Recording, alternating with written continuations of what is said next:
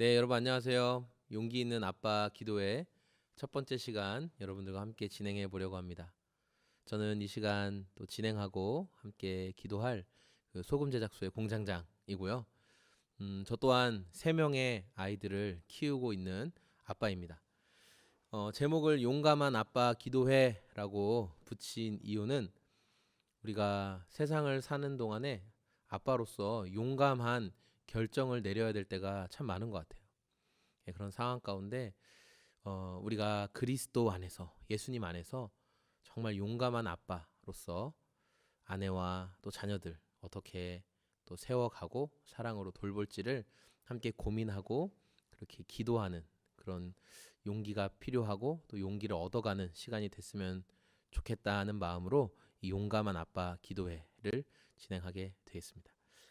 네, 첫 번째 우리 챕터는 저는 이 책을 중심으로 이 용감한 아빠 기도회를 진행을 하려고 해요.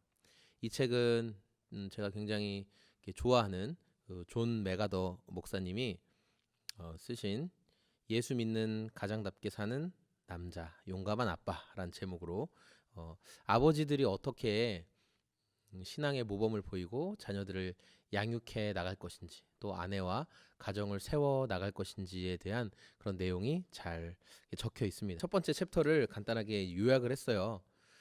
가정을 하나님께서 세우셨어요. 하나님이 이제 교회와 가정을 세우셨다. 이런 얘기 신앙생활하면서 많이 들어보셨죠? 하나님께서 가정을 세우셨는데 가정 안에 하나님의 창조 질서가 들어 있어요. 하나님의 창조 질서는 뭐냐면 남편을 아빠를 가정의 머리이며 지도자로 세우셨다는 거예요. 그래서 가정의 머리이며 지도자인 남편, 아버지는 식구들의 안전과 안녕을 책임지는 역할을 감당을 해야 되는 거예요.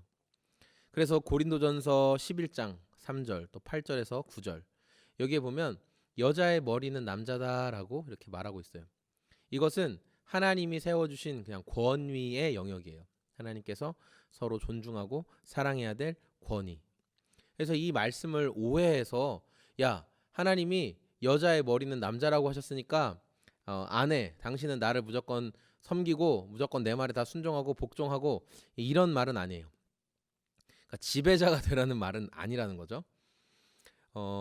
오히려 이 가정의 머리로 세우시고 또 아내의 머리는 남편이다라고 말하는 의미. 그러면 내가 머리가 됐으니까 내가 지배자로서 마음껏 다 할 수 있느냐? 그런 의미가 아니에요. 어떻게 하라고 했냐면 에베소서 5장 25절에 보니까 아내 사랑하기를 그리스도께서 교회를 사랑하심과 같이 하라. 그러니까 남편의 궁극적인 역할은 뭐냐면 아내를 사랑하는 거예요. 아내를 섬기고 아내를 사랑하고 이 아내 사랑하는 마음 가운데는 아내에게 희생하는 것, 아내에게 순결을 지키는 것, 깊은 관심을 갖는 것, 그리고 온전함으로 아내를 세워주는 영역들이 등장해요. 어, 제가 그 예전에 들었던 좀 충격적인 이야기가 있었는데 뭐냐면은 이 남편들이 결혼하고 아내가 이제 아이를 갖잖아요. 임신을 하게 되면 그 사이에 그 이렇게 돈을 주고 이렇게 성관계를 뭐 맺는 그런 성매매를 한다는 말을 제가 아주 예전에 들었어요. 그러니까 저한테는 그게 되게 충격으로 다가왔거든요. 근데 또 막 그런 거에서 제가 너무 이해가 안 된다 얘기를 하면 뭐 이렇게 반론을 하죠. 그래도 바람 핀 건 아니지 않냐. 와 정말 이해가 되지 않았어요. 아내에게 여러분 순결하셔야 돼요. 젊은 아빠들이요. 아내에게 순결하셔야 돼요.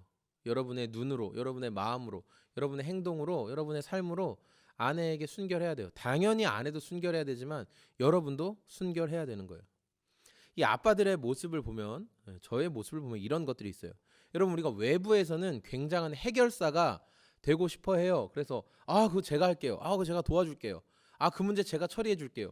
이렇게 외부에서는 해결사처럼 슈퍼맨처럼 막 하면서도 가정 안에 들어오면 귀찮아. 수동적이게 되고 무책임하게 되고 저기서 놀아라.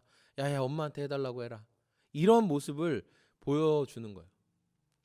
이게 이 책에서는 어떻게 이야기하고 있냐면 이제 산업혁명이 일어나면서 그래서 가정 중심의 가정 안에서 뭔가 아버지로부터 기술을 배우고 살아가는 것들을 배우고 했던 그런 문화가 변화되면서 이제는 가정을 떠나서 이제 돈을 벌고 뭔가 경제적인 활동을 하는 것이 익숙해지는 그런 흐름 속에서 아버지의 권한, 그러니까 부권, 아버지의 권한, 아버지의 도덕적인 통솔력, 아버지의 리더십들이 다 붕괴가 됐다는 거예요.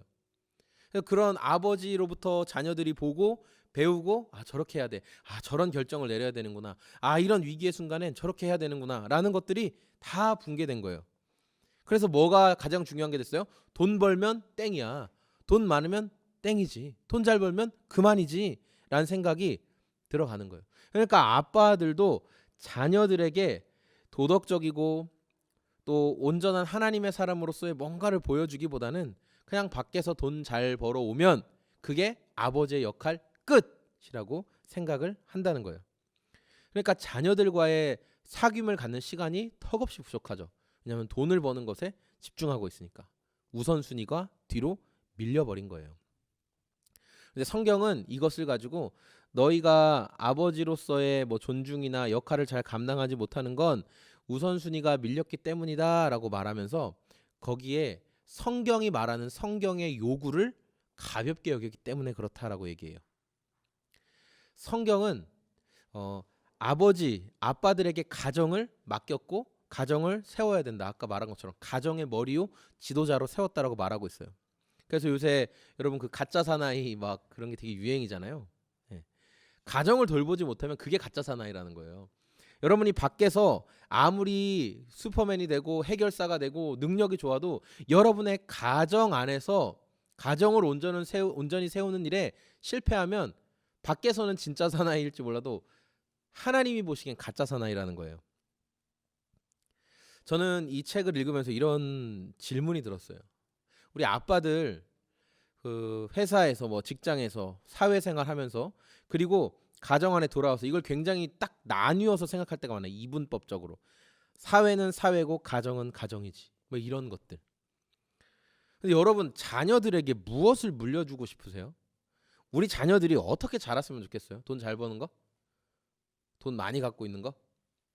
네. 그래서 막 돈 많아서 떵떵거리고 사는 거? 그게 핵심이에요. 제일 중요한 거예요. 단 한 가지, 우리 자녀가 단 한 가지만 딱 붙잡을 수 있다면, 저 아이의 평생의 삶에 내가 딱 단 한 가지를 전해줄 수 있다면 돈 전해주실 거예요. 돈. 저는 우리 아이들이 저를 통해서 무엇을 알았으면 좋겠냐면 예수님을 알았으면 좋겠어요. 나는 아빠의 모습을 보니까 예수님이 진짜 있는 걸 믿어. 나는 아빠가 어릴 때부터 말해줬던 그 예수님을 이제 내가 정말 알게 됐어. 나 아빠 때문에 예수님을 믿게 됐어. 지금은 아주 쉬운 말로 천국에 대해서 하나님의 능력에 대해서 말하죠. 아이들 늘 계속 저한테 물어봐요. 하나님 힘세? 뭐 포켓몬보다 힘세? 뭐 터닝 메카드 뭐보다 힘세? 뭐보다 힘세? 저에게 늘 물어봐요. 그럼 전 말하죠. 하나님 힘세. 하나님 못하시는 게 없어. 하나님 다 아시지. 우리 아이들은 이제 약간 세뇌처럼 됐어요. 하나님 힘 세구나. 하나님 다 할 수 있구나. 하나님 능력이 있구나. 하나님은 모르시는 게 하나도 없구나. 예. 지금은 아주 쉬운 이야기들을 해주죠. 그러나 이제 조금 더 시간이 지나면 지금도 물론 조금씩 말하고 있지만 저는 우리 아이들이 하나님 앞에 심판받을 수밖에 없는 죄인이라는 것을 알려줄 거예요. 그리고 그 심판받을 수밖에 없는 죄인이 어떻게 구원을 받게 되는지 결국 예수님을 잘 소개해 줄 거예요. 우리가 용감한 아빠가 되기 위해서 이제 첫 번째 시작을 해요. 여러분 자녀들에게 무엇을 물려주고 싶으세요? 여러분과 함께 시간을 갖는 자녀들에게 소중한 자녀들에게 여러분의 분신이잖아요. 여러분이 이 땅에 있다 사라지지만 그 다음 세대 자녀들이 이어서 살아가는데 여러분 무엇을 남겨주고 싶으세요? 우리 이 시간에 같이 찬양하면서 하나님 제가 정말 용감한 아빠로 온전히 서 있기를 원합니다.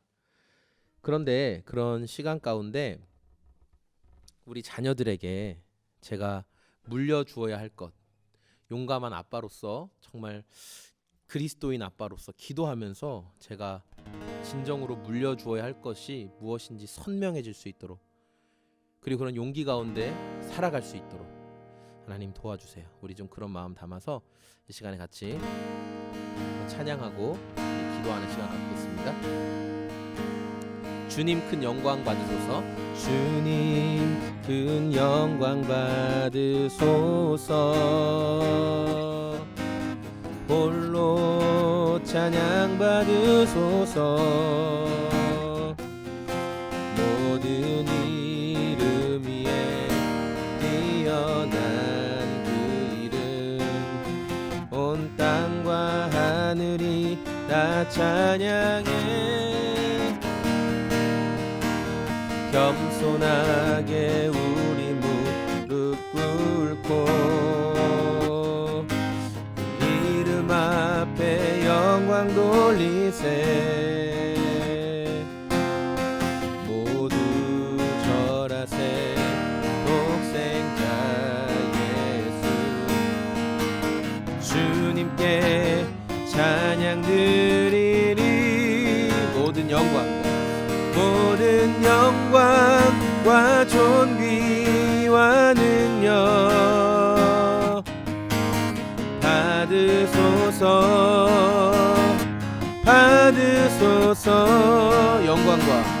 영광과 존귀와 능력 받으소서.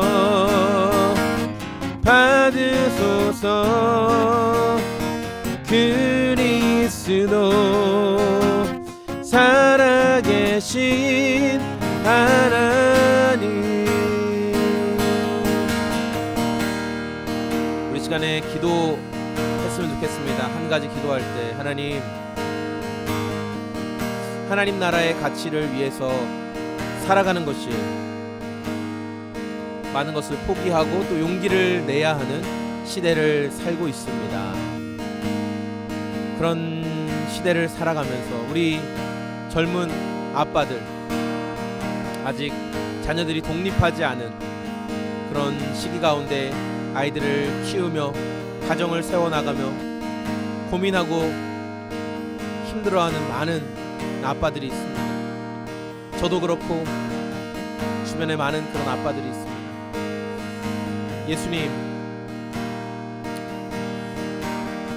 우리의 마음을 헤아리시고 아시는 예수님, 이 시대의 이 아빠들을 예수님 불쌍히 여겨주셨고, 그래서 그 아빠들의 삶 가운데 가정을 향해서, 아내를 향해서 희생과 순결과 깊은 관심과 온전함으로 세워갈 수 있는 마음 허락하여 주시옵소서.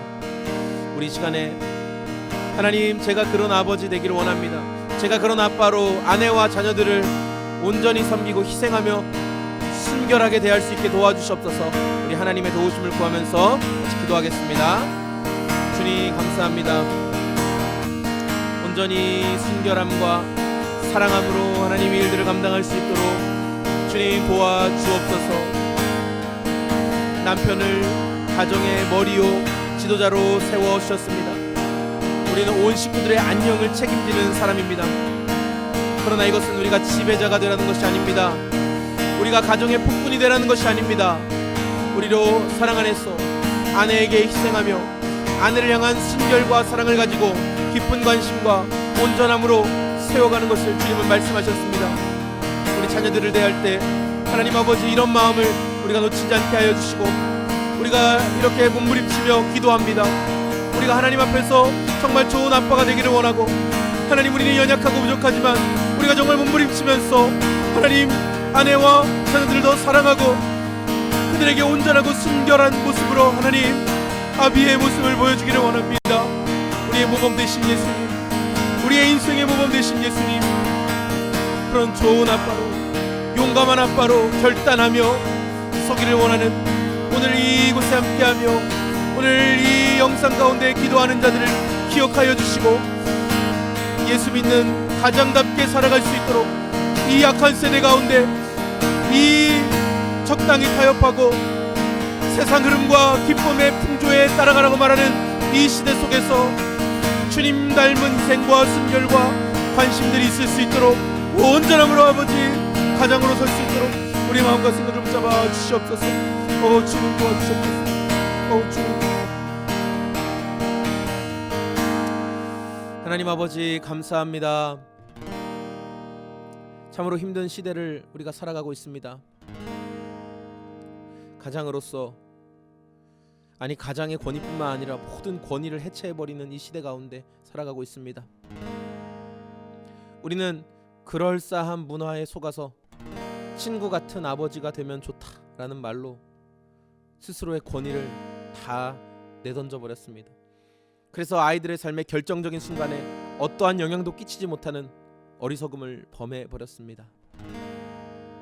우리의 모범이신 예수님, 우리로 정말 주님 닮은 용감한 아빠 되게 하여 주시옵소서. 우리 아내에게는 온전히 희생하며 아내를 향한 정절과 순결을 지키고 깊은 관심과 온전함으로 돌볼 수 있도록 도와주옵소서. 자녀들에게 그릇된 것을 알려주고 그리고 그들을 노엽게 하지 않으며 그들을 사랑으로 온전히 성장시켜 그들의 삶에 예수 그리스도를 분명히 전해줄 수 있는 십자가의 전달자로 우리가 살아갈 수 있도록 도와주옵소서. 몸부림치면서 그 역할 감당하기를 소망하오니 주여 우리 마음과 생각을 지켜주시고 그 일을 감당할 수 있는 힘을 허락하여 주시옵소서. 일하실 주님을 기대하고 감사합니다. 예수님의 이름으로 기도합니다.